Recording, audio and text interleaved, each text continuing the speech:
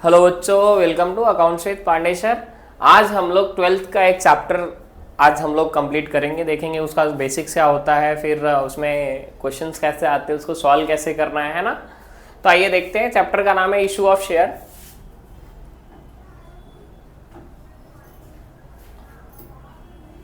हाँ, issue of share 8 chapter है, company accounts and issue of share है ना। अभी देखो इसमें इशू ऑफ शेयर, तो सबसे पहले हम लोग को जो नजर आ रहा है वो क्या आ रहा है, शेयर आ रहा है। क्या आ रहा है? शेयर। अब शेयर क्या होता है? Share is the small unit of share capital, है ना। Share is the small part of share capital. ठीक है, हम लोग ये तो पता है अपने को। शेयर कितने टाइप का होता है अगर देखा जाए तो, शेयर हम लोग अगर लिखते हैं यहाँ पे तो share there are 2 types of share. First is equity share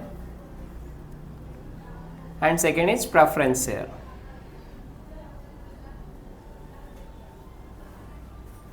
clear? First क्या है? इक्विटी शेयर है एंड सेकंड क्या है? प्रेफरेंस शेयर है। ठीक है, अब क्वेश्चन करते समय जो भी शेयर क्वेश्चन में दिया रहेगा वो क्वेश्चन क्या करना है, अपने को राइट डाउन करना है। इस क्वेश्चन में शेयर के पहले क्या लगाना है, अगर इक्विटी दिया है तो इक्विटी, प्रेफरेंस दिया है तो प्रेफरेंस शेयर लगाना है। क्लियर? ठीक है, अभी बेसिकली जो किसी भी शेयर का इशू करने का प्रोसेस क्या होता है, किसी भी शेयर का इशू करने का प्रोसेस क्या होता है, सबसे पहला तो सबसे पहले उसका अप्लीकेशन होता है ना। देन उसका अलॉटमेंट आता है यहाँ पे, फिर आपका आता है फर्स्ट कॉल, उसके बाद कुछ बच गया तो सेकेंड एंड फाइनल कॉल, सब ऐसे होते रहता है। ठीक है, क्लियर?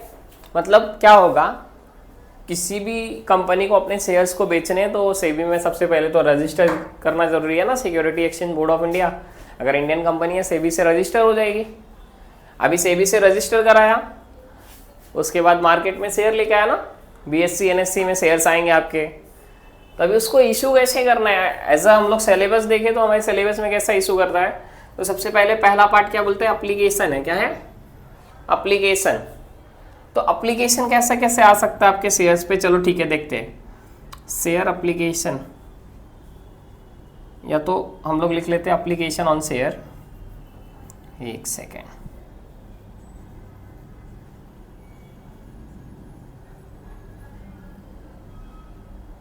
ये कैसे कैसे आ सकता है देखो। अभी शेयर्स के ऊपर एप्लीकेशन कैसे कैसे आ सकता है, तो समझो फॉर एग्जांपल कंपनी ने इशू किया 10,000 इक्विटी शेयर्स। कितना? 10,000 इक्विटी शेयर। क्लियर? अभी एप्लीकेशन कितने पे आ रहा है वो मैटर करता है कि आपका शेयर का एप्लीकेशन का अमाउंट आप कैसे लिखोगे। तो यहाँ पे देखो 10,000 है, अगर एप्लीकेशन फुल पे आता है पूरा 10,000 पे तो इसको बोलेंगे फुल्ली सब्सक्राइब।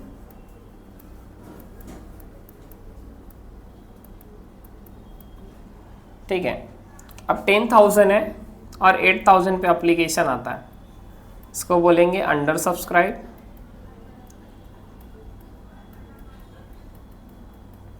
अगर 10,000 है बेटा और 12,000 पे एप्लीकेशन आ जाए, इसको बोलते हैं हम लोग ओवर सब्सक्राइब।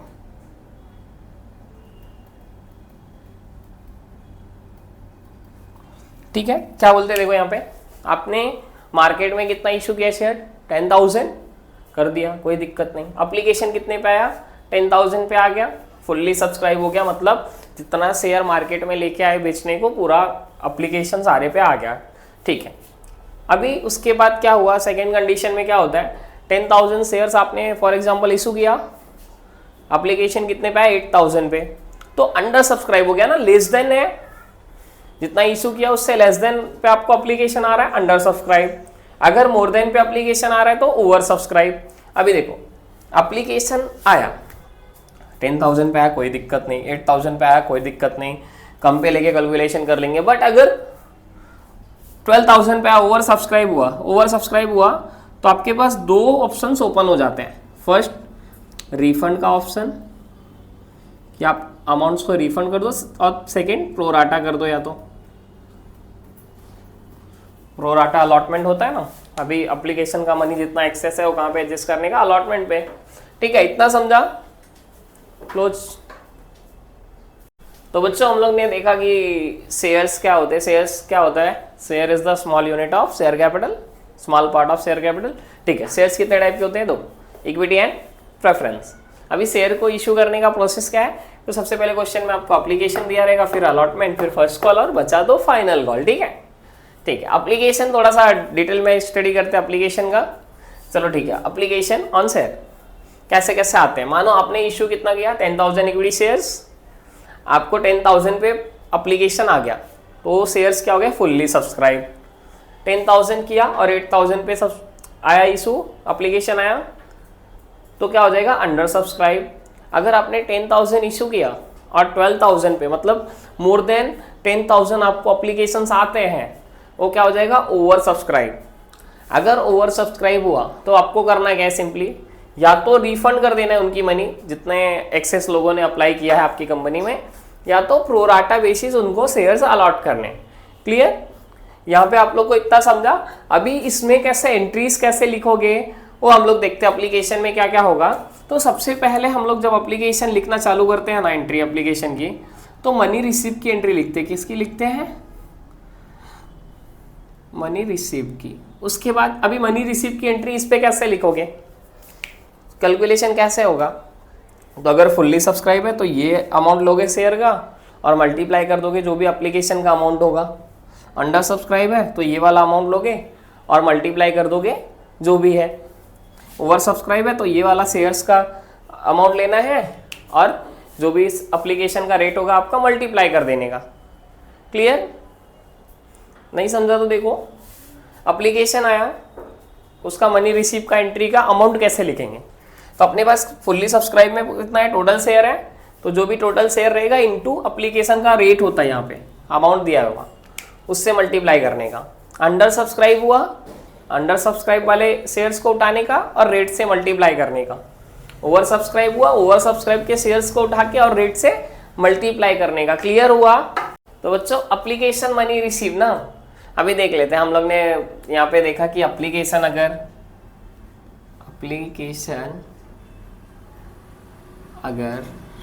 फुल्ली सब्सक्राइब है, क्या है? फुल्ली सब्सक्राइब, अंडर सब्सक्राइब है, या तो ओवर सब्सक्राइब है।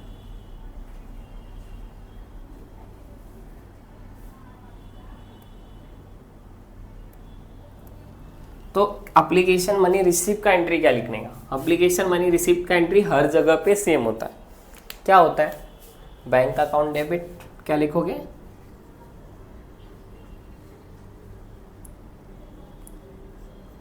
टू डैश क्यों लिख रहा हूं मैं? अगर इक्विटी शेयर है तो इक्विटी शेयर, नहीं तो प्रेफरेंस शेयर है तो प्रेफरेंस, तो to share application account.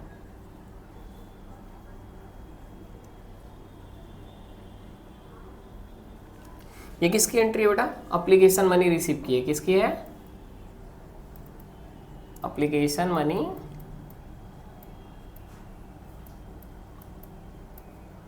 Receive की। अभी तुमको तकलीफ क्या होता है बेटा पता है? इसका नरेशन लिखना पड़ता है ना जर्नल एंट्री का, तो यहाँ पे बच्चों को तकलीफ होती है। तो क्या तकलीफ होता है देखो, अभी इसका नरेशन कैसे लिखने का भाई ना, नरेशन स्टार्ट किससे करते हो? बिंग से, 11th में सिखाया गया था। उसके आगे क्या लिखना है बोलते थे वो सर लोग, बोलते थे क्वेश्चन लिख देने का।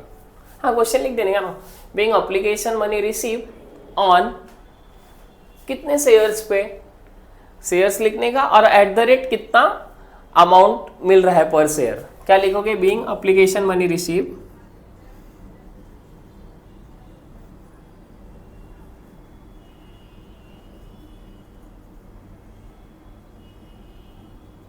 ऑन नंबर ऑफ शेयर्स लिखने का। ऑन मतलब मान लो फॉर एग्जांपल यहाँ पे 10,000 इक्विटी शेयर्स है, on 10,000 shares at the rate 2 rupees per share, समझ लो एप्लीकेशन का है 2 रुपीज।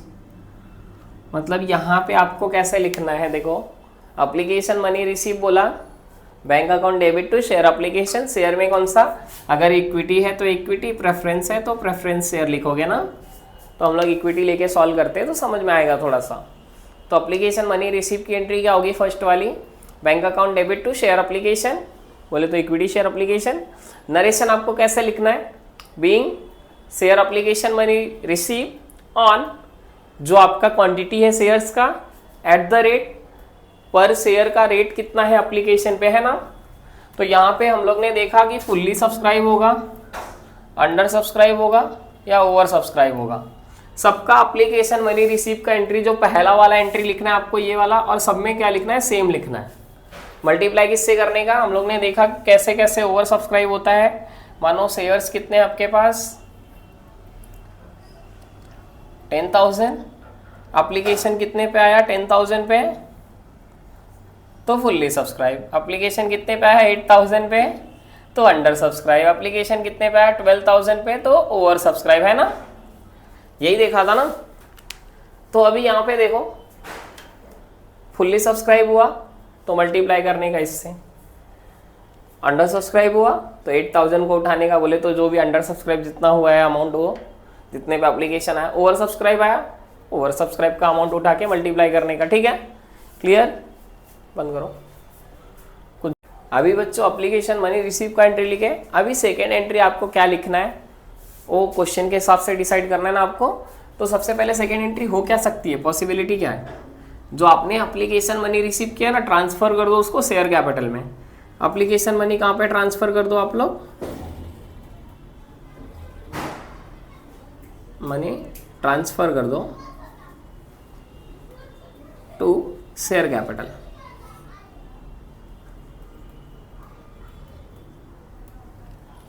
ये एंट्री आप लोग कब लिखोगे, जब भी फुल्ली सब्सक्राइब होगा या तो अंडर सब्सक्राइब होगा। तो डायरेक्ट पहला एंट्री ये लिखने का और दूसरा एंट्री लिखने का, जो आप लोग मनी रिसीव किया हो वो कहाँ पे ट्रांसफर कर रहे हो, शेयर कैपिटल में। तो हेडिंग क्या है, एप्लीकेशन मनी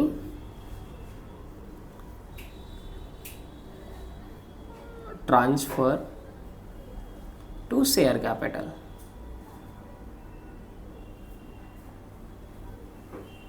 कैपिटल अकाउंट, ठीक है। यहाँ पे एंट्री क्या लिखोगे, ध्यान से सुनना, बस क्या लिखने का अपने को, equity share application account debit. जो यहाँ पे लिखे हो ना, प्रेफरेंस है तो preference share capital account debit, तो यहाँ पे लिख लो इक्विटी लिखा है हम लोग ने, equity share application account debit.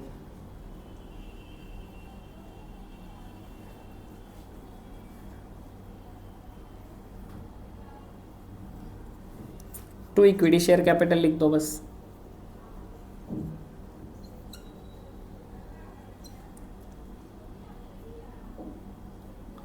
Clear, क्या लिखोगे, equity share application account debit to equity share capital account by narration. फिर से नरेशन आ गया, कोई दिक्कत नहीं है ना, बीइंग लिखो,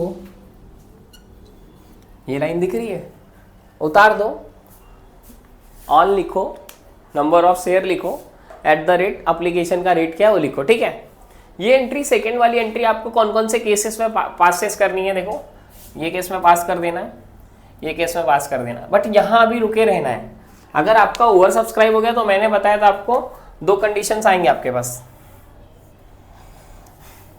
एक तो क्या होगा आपका रिफंड होगा और दूसरा क्या होगा प्रोराटा। सीखा था ना। अभी मानो हम लोग को अगर रिफंड की एंट्री लिखना है तो कैसे लिखेंगे ना, तो देखते हैं रिफंड की एंट्री कैसे लिखेंगे ना।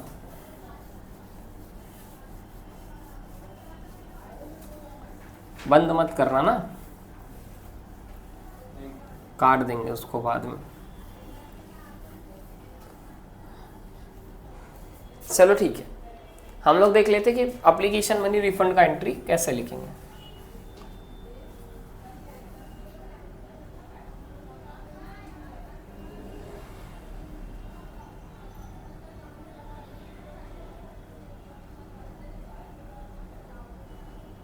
एप्लीकेशन मनी वॉज रिफंड या तो रिफंडेड। ठीक है, तो कैसे लिखोगे, एप्लीकेशन मनी रिसीव की एंट्री क्या लिखे थे, bank account debit to equity share application, उसका अपोजिट कर दो, equity share application account debit to bank account, equity share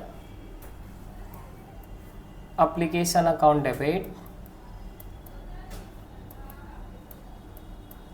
to bank account. Receive किया था तो क्या एंट्री आया था, bank account debit to share application. Refund किया तो उसका उल्टा।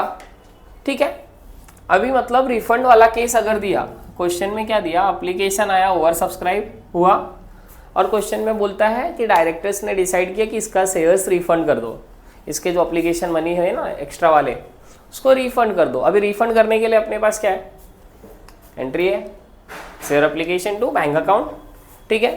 अभी कितने शेयर्स को रिफंड करोगे, कैसे पता चलेगा, तो कितना एक्सेस हुआ है देखने का। फॉर एग्जांपल 10,000 आपके पास शेयर्स है, ओवर सब्सक्राइब हुआ है 12,000 से, मतलब 2,000 एक्स्ट्रा है। ये जो एक्स्ट्रा वाले हैं ना, इनको आपको रिटर्न करना है ना। क्लियर। नरेशन कैसे लिखोगे, बीइंग, उसके बाद अपना क्वेश्चन उतारने का, और कितने शेयर्स पे हम लोग रिफंड कर रहे हैं, ये जो एक्स्ट्रा वाले 2,000 पे @ एप्लीकेशन का रेट लिखने का, ठीक है। रिफंड वाले केस में क्या लिखने का, पहला entry bank account debit to share application, जो कि हमारा कौन सा एंट्री है, एप्लीकेशन मनी रिसीव का। सेकेंड एंट्री क्या पास करने का, एप्लीकेशन मनी वॉज रिफंडेड का, रिफंड करने का। सेम एंट्री को उल्टा करने का और अमाउंट उसके अकॉर्डिंग लिखने का। थर्ड एंट्री आपको फिर इसमें ये पास करनी पड़ेगी, क्योंकि जो आपने रिफंड कर दिया उसके बाद जो बचा आपका, उसको कहाँ पे ट्रांसफर करना है, शेयर कैपिटल में, ठीक है। अभी ये दोनों का आप कंबाइन एंट्री भी लिख सकते हो। कंबाइन एंट्री कैसे लिखेंगे, देखो कॉमन क्या है दोनों में, शेयर एप्लीकेशन अकाउंट कॉमन है, कोई दिक्कत नहीं, कॉमन ले लो भाई, मैथ्स में कॉमन बहुत लिया है।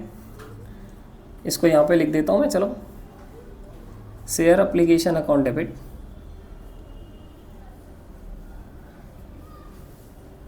कॉमन था, कॉमन ले लिया।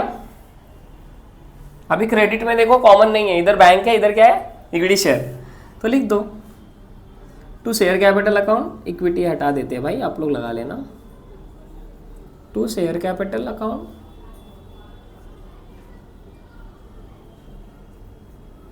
To bank account.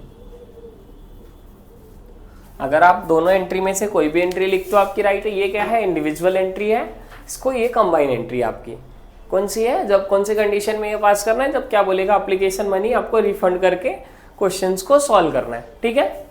अभी प्रोराटा हम लोग देख लेते हैं कि प्रोराटा में एक्चुअल में क्या होता है, ठीक है।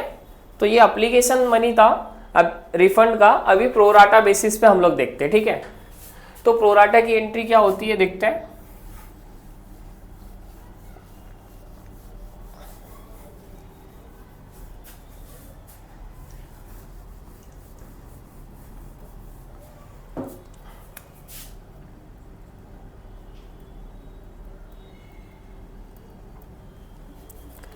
प्रोराटा बेसिस में क्या होता है, डायरेक्टर्स डिसाइड करते हैं जो भी एक्स्ट्रा अमाउंट है ना, वो हम लोग प्रोराटा बेसिस में अलॉट करेंगे, है ना, एडजस्ट करेंगे।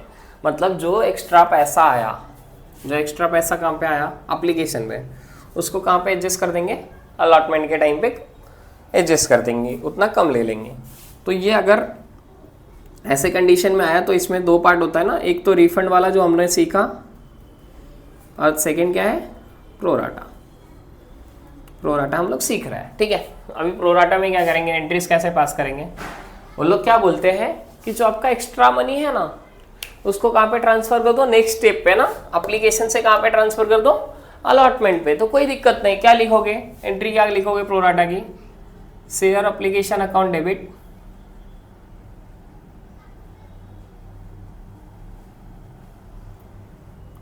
To share allotment account.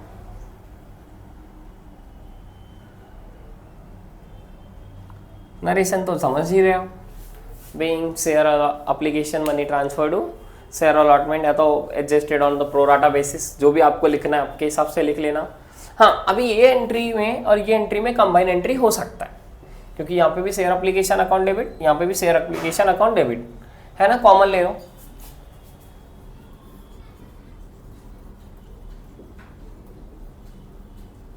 Share application account debit,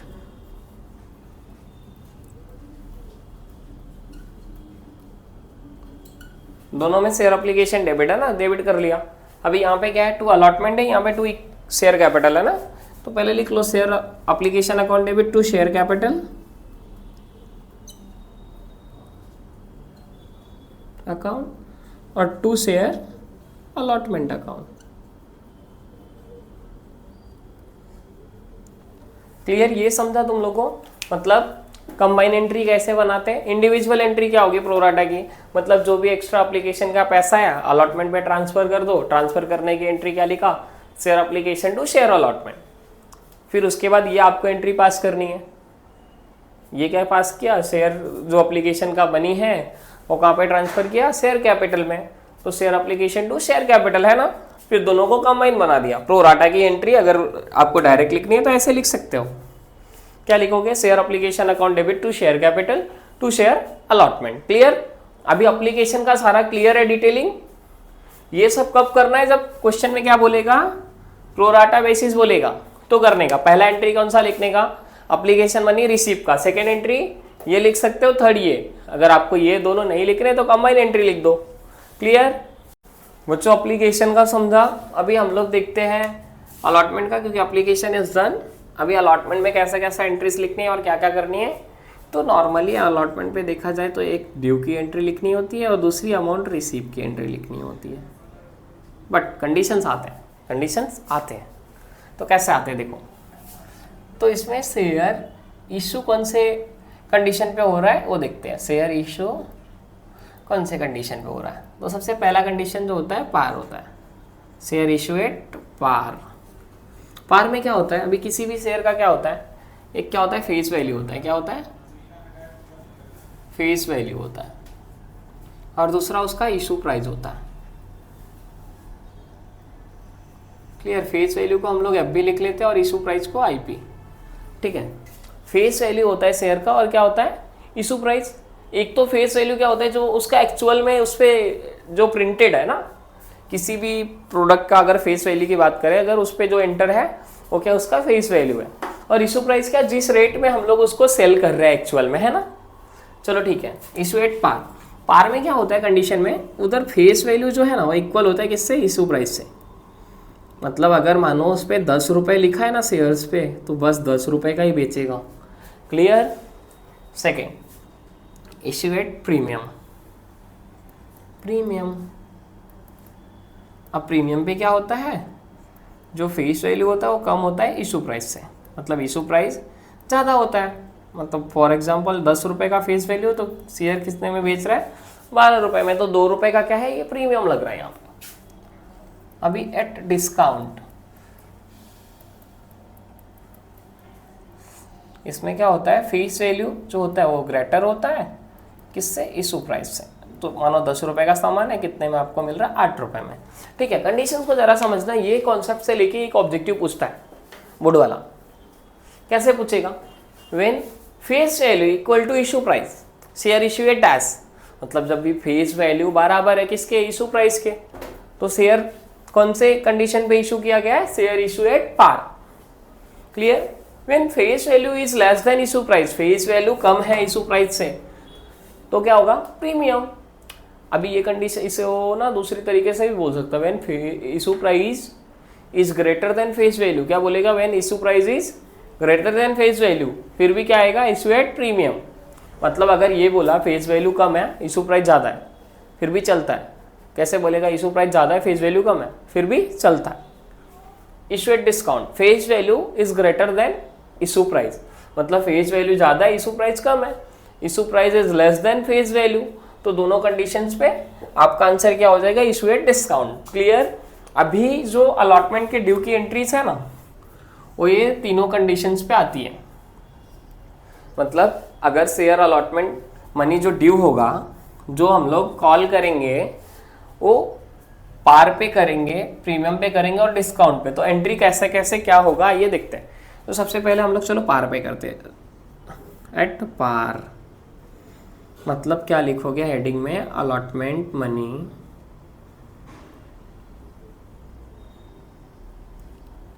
due, है ना। एट पार पे देख लेते हैं फर्स्ट। तो आपको सिंपली लिखना क्या है, share allotment account debit to share capital. क्या लिखना है, share allotment account debit to share capital account. Clear? Par पे, ये कंडीशन पे क्या है, पार पे फेस वैल्यू जो है वो इक्वल है इशू प्राइस के, तो ये एंट्री लिख देनी है। नरेशन क्या लिखना है, बीइंग, और शुरू हो जाओ भाई। बिंग लिखो और शुरू हो जाओ। शेयर अलॉटमेंट मनी ड्यू, या तो ड्यू या तो कॉल लिखोगे। ऑन नंबर ऑफ शेयर डालो, एट द रेट पर शेयर पे कितना है, ठीक है। सेकेंड थिंग, यहाँ पे अगर हम लोग देखें प्रीमियम का, शेयर इशू एट प्रीमियम। अब प्रीमियम पे कैसा एंट्री क्या हो जाएगा, तो प्रीमियम पे लिखने के लिए ना जो आपने पार की एंट्री लिखा है ना, मतलब share allotment money due at par देखा, एट प्रीमियम देख रहे हैं ना, प्रीमियम पे क्या हो जाएगा, सेम टू सेम एंट्री पहले लिख लेने का। Share allotment to share capital, share allotment account debit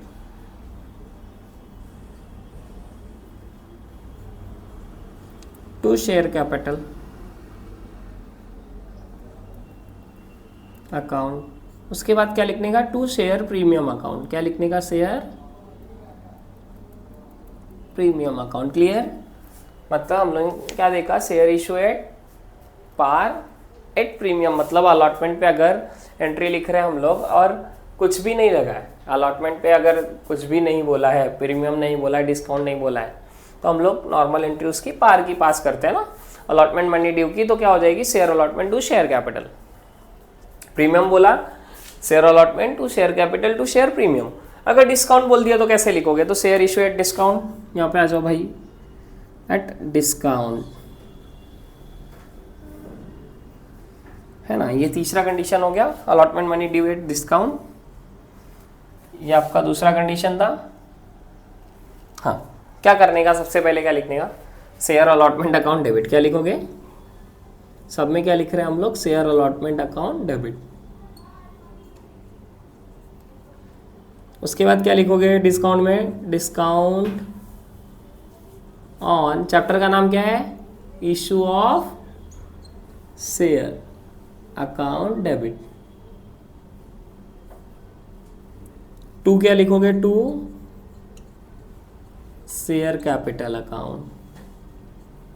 clear, मतलब आपको जब भी आप जाओगे अलॉटमेंट का एंट्री सॉल्व करने, तो सबसे पहले क्या पास करनी है, पहले ड्यू की एंट्री पास करनी है। अब ड्यू की एंट्री इन्हीं तीनों में से एक एंट्री आएगी। अभी कैसे पता करोगे, तो अगर कुछ भी नहीं बोला है तो कौन सा एंट्री लिखना है, पार वाला, allotment money due at par. क्या लिखोगे entry, share allotment account debit to share capital. Second thing, यहाँ पे प्रीमियम बोला तो share allotment account debit to share capital to share premium, और डिस्काउंट बोल दिया तो सिंपल है, share allotment account debit discount on issue of share account debit to share capital account. अभी ये ड्यू में ना ये तीनों में से कोई एक एंट्री आएगी। कंडीशन अगर कुछ भी नहीं होगा तो ये आएगी, प्रीमियम होगा तो ये आएगा, डिस्काउंट हुआ तो ये आएगा। अभी रिसीव की एंट्री हम लोग देखेंगे ना आगे। ड्यू का सारा एंट्री हम लोग ने अलॉटमेंट का देखा, अभी रिसीव का एंट्री लिखेंगे, है ना। हाँ, अलॉटमेंट मनी रिसीव की एक ही एंट्री होगी। आपको डायरेक्ट क्या लिखना है, अलॉटमेंट मनी रिसीव, आपका हेडिंग है।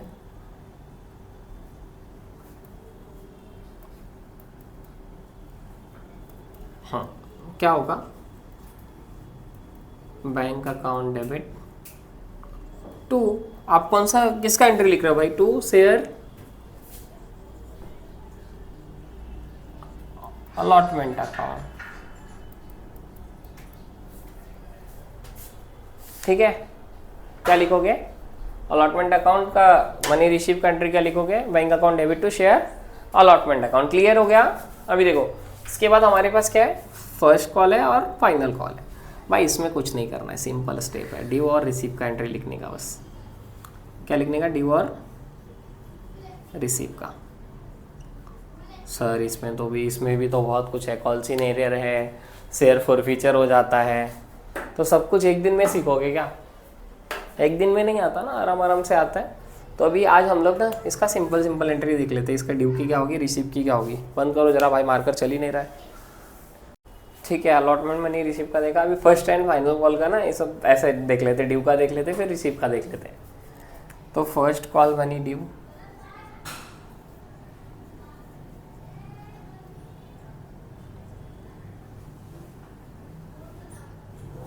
अब जो फर्स्ट कॉल का होगा वही किसका होगा, फाइनल कॉल का भी होगा, है ना।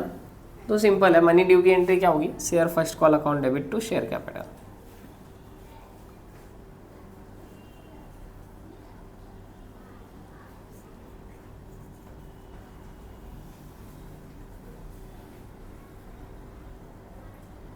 ठीक है, क्या होगा, share first call account debit to share capital, और मनी रिसीव की एंट्री क्या होगी, share first call money receive की एंट्री क्या होगी,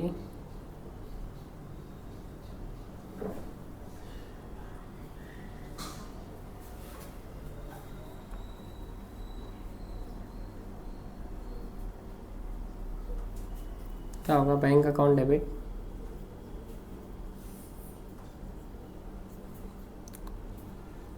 टू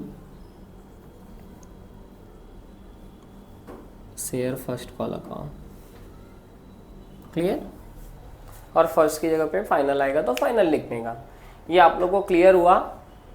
अभी देखो क्या होता है ना, इन केस अभी कॉल्सिन एरर का मैंने बोला, जिससे कि अभी इस पे कॉल्सिन एरर आता है ना, फर्स्ट कॉल का पैसा नहीं दिया तो क्या करोगे, तो एंट्री पास करोगे ना। कॉल्सिन एरर अगर फर्स्ट एंड फाइनल कॉल में कहीं पे आपको दिखता है, क्या दिखता है, कॉल्सिन एरर, कैसे एंट्री लिखोगे, कॉल्सिन एरर का एंट्री यहाँ पे नहीं पास करना है आपको, ड्यू पे नहीं पास करना है, कहाँ पे पास करना है, रिसीव पे पास करना है। कहाँ पे पास करना है, रिसीव पे पास करना है। कैसे लिखना है, बस कुछ नहीं, ये एंट्री आपने लिखा है, क्या लिखा है, बैंक अकाउंट डेबिट, क्या लिखा,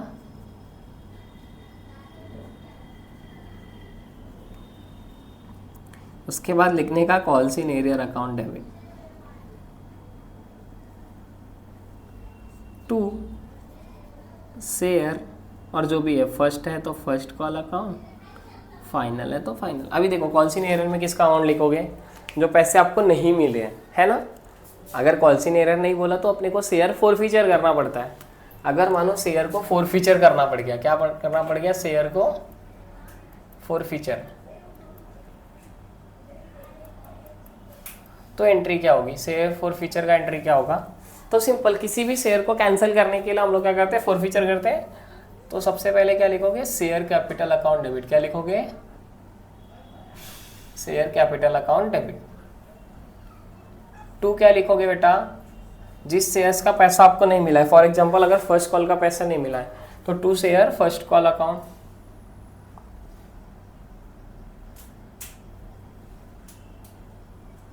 उसके बाद क्या लिखोगे, टू शेयर फोरफीचर अकाउंट लिखने का, क्या लिखने का, टू शेयर फोरफीचर अकाउंट। ठीक है, ये हो गया। अभी जो फोरफीचर का अमाउंट आता है ना, अगर रीइशू क्वेश्चन में दिया है तो रीइशू करने का, नहीं तो क्या करने का, उसको कैपिटल रिजर्व में ट्रांसफर कर देने का। तो ये कैपिटल रिजर्व की एंट्री आपको पास करनी होती है। क्या एंट्री होता है, share forfeiture account debit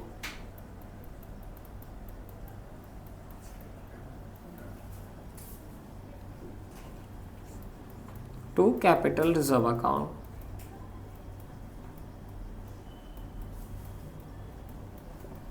clear, issue of share के बेसिक में इतना ही है। अगर अभी कुछ भी बेसिक्स में डाउट रहेगा तो ये वीडियो के कमेंट में आप लोग बता देना, वो भी मैं शायद से कवर कर लूँगा एक दो वीडियो बना के।